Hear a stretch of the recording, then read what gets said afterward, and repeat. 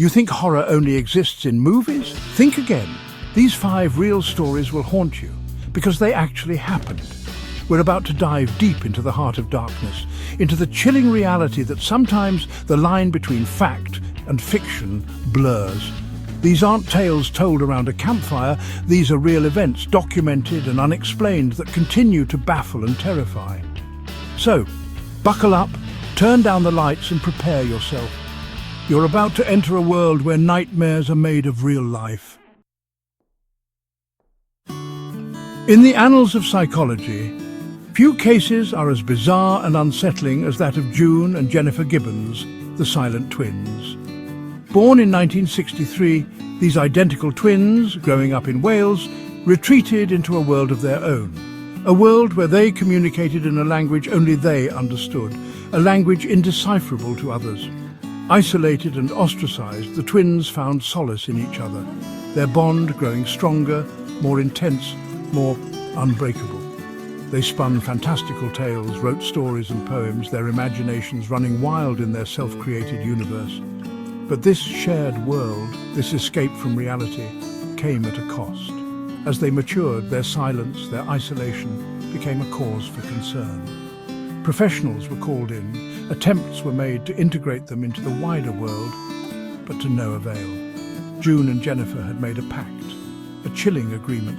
They would only speak to the outside world when one of them was gone. Then, in 1993, after years of therapy and failed attempts at separation, tragedy struck. Jennifer died suddenly from acute myocarditis, an inflammation of the heart. The cause? Unexplained. But here's where the story takes its most unsettling turn. With Jennifer gone, June, true to their pact, began to speak. She interacted with others, her silence broken, her world no longer confined to the one she had shared with her twin. Some believe Jennifer's death was a sacrifice, a way to free her sister from their self-imposed isolation. Others whisper of a darker connection, a bond so strong that death itself couldn't sever it.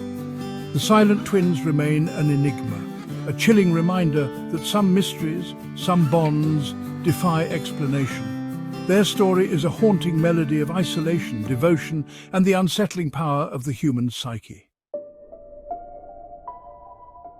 High in the Ural Mountains of Russia, a chilling tale unfolds, a mystery that has baffled investigators for decades.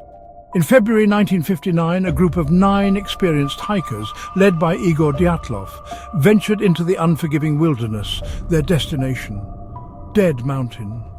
They were young, full of life, their journey documented in photos and diary entries, their spirits high despite the harsh conditions. But something went terribly wrong. Their tent was found abandoned, ripped open from the inside as if in a desperate attempt to escape an unknown terror. The hikers' bodies were discovered, scattered across the mountainside, some partially clothed, some bearing horrific injuries.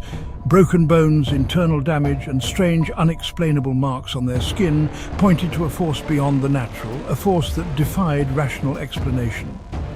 Soviet authorities at the time attributed the deaths to a compelling natural force, a vague and unsatisfying conclusion that did little to quell the growing speculation. What could have driven these experienced hikers from their tent into the freezing night, barefoot and half-dressed? Theories abound, each more bizarre than the last. Avalanche, infrasound-induced panic, military experiments, even encounters with something not of this world have all been proposed. But the truth, like the icy winds that howl across the Dyatlov Pass, remains elusive. The Dyatlov Pass incident stands as a chilling testament to the unforgiving power of nature and the mysteries that lie hidden in the shadows of the unknown. It's a story that continues to fascinate and terrify, a stark reminder that even in the 21st century, there are still places where the unknown holds sway. On a seemingly ordinary evening in October 1978, a young pilot named Frederick Valentich took off from Melbourne, Australia, on a routine flight. His destination, King Island, just a short hop across the Bass Strait. But Frederick Valentich would never reach his destination. He would vanish into thin air, leaving behind a trail of questions and, honestly, one of the most enduring mysteries in aviation history. As Valentich flew his Cessna 182L light aircraft into the twilight, he radioed Melbourne Air Traffic Control, his voice calm at first, then laced with a growing sense of unease. He reported a strange object, a large, unknown craft with 4 bright lights hovering near his plane. "It's approaching now from due east towards me," Valentich radioed, his voice tight with tension. "It seems to be playing some sort of game. It's flying over me 2-3 times at speeds I could not identify." Then silence. For 17 long seconds, the only sound was the crackle of static. When Valentich's transmission resumed, his voice was a mixture of awe and terror. "It isn't an aircraft," he said, his voice barely a whisper. Then a metallic scraping sound, followed by an abrupt end to the transmission. Frederick Valentich, his plane, and the strange object were never seen again. Search parties scoured the area, but no trace of Valentich or his Cessna was ever found. The official investigation concluded that the young pilot likely became disoriented and crashed into the sea, but many believe the truth is far stranger. Was Frederick Valentich the victim of a UFO encounter? His disappearance a chilling testament to the unknown forces that may lurk beyond our understanding? Or was it, as some suggest, a tragic case of misidentification, human error compounded by the vastness of the sea and sky? The disappearance of Frederick Valentich remains an unsolved enigma, a chilling reminder that even in our modern world there are still mysteries that defy explanation, events so strange, so unsettling that they challenge our very perception of reality. In Bulgaria, a seemingly ordinary phone number, 0888888888, became shrouded in fear and superstition. Its digits whispered with a mix of dread and fascination. This wasn't just any phone number. It was a number that seemed to carry a curse, a harbinger of misfortune and death. The first victim was the phone company's own CEO, who died in 2001 from a sudden and aggressive illness. Coincidence? Perhaps. But then the number was assigned to a businessman who was gunned down soon after, his death shrouded in mystery.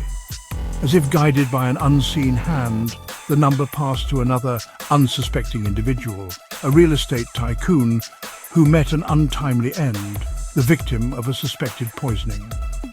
The curse of the phone number had claimed its third victim, and the whispers grew louder, the fear more palpable. The Bulgarian mobile operator Mobitel took notice. They suspended the number, removing it from circulation, hoping to break the cycle of tragedy. But the damage was done. The number 0888888888 had become synonymous with death, its digits etched into the public consciousness as a symbol of misfortune. Was it a curse, a supernatural force at play? Or was it, as some suggest, a self-fulfilling prophecy, the power of suggestion influencing the actions of those who possess the number? Whatever the explanation, the story of the cursed phone number serves as a chilling reminder that sometimes the line between belief and reality can become blurred, and that even in our technological age, some things are best left undisturbed. In the tapestry of life, where fate and free will intertwine, there are moments that defy logic, events so eerie, so improbable, that they leave us questioning the very nature of our existence. The story of Felix González Torres, a Cuban-American artist, is one such tale, a poignant and unsettling account of premonition and loss. In the late 1980s, González Torres created a series of artworks that would become eerily prophetic. One piece, untitled Portrait of Ross in LA, consisted of a pile of candies, the weight of the candies representing the ideal body weight of his partner, Ross Laycock, who was battling AIDS. As Ross's health deteriorated, the pile of candies slowly diminished, a poignant metaphor for the ravages of the disease. Visitors were encouraged to take a piece of candy, a symbolic act of sharing in Ross's struggle and the fleeting nature of life. But here's where the story takes its most unsettling turn. González Torres, in a twist of fate that mirrored his art, was himself diagnosed with AIDS. And in a chilling premonition, he stipulated that after his death, his own untitled candy piece should be installed, its weight corresponding to his own ideal body weight. Felix González Torres died in 1996, his death a profound loss to the art world and a heartbreaking echo of his own artwork. The candy piece, as he had instructed, was installed, a bittersweet reminder of the artist's life, his love, and his uncanny ability to foreshadow his own fate. Was it a coincidence, a cruel trick of fate?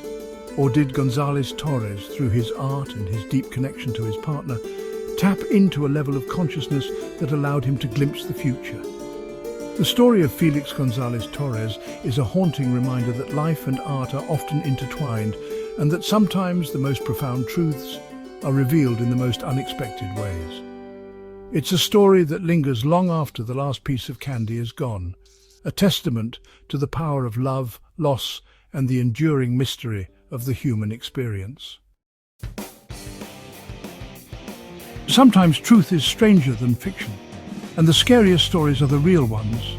These 5 tales, each more unsettling than the last, remind us that the world is full of mysteries, some of which may never be solved. They challenge our understanding of reality, leaving us with more questions than answers. But perhaps that's the point. Perhaps the true horror lies not in finding answers, but in embracing the unknown, in acknowledging that there are forces at play in this world that we may never fully comprehend. If you enjoyed these stories, don't forget to follow, subscribe, like and share. Stay curious and stay safe.